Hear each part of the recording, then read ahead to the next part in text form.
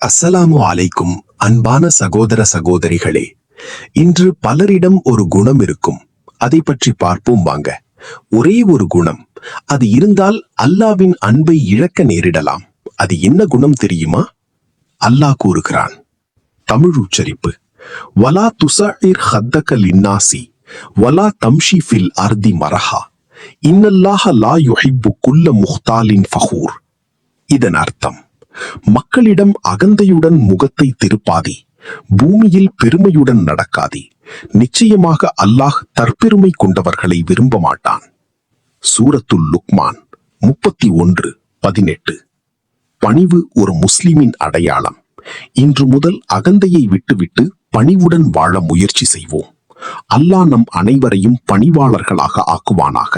ஆமீன். இந்த நினைவூட்டல் உங்களுக்கு பயனுள்ளதாக இருந்தால் லைக், ஷேர் மற்றும் கமெண்ட் மூலம் உங்கள் ஆதரவை தெரிவியுங்கள்.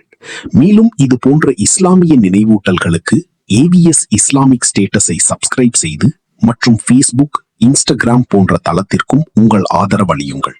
ஜஸாக்கல்லாஹு ஹைரன்.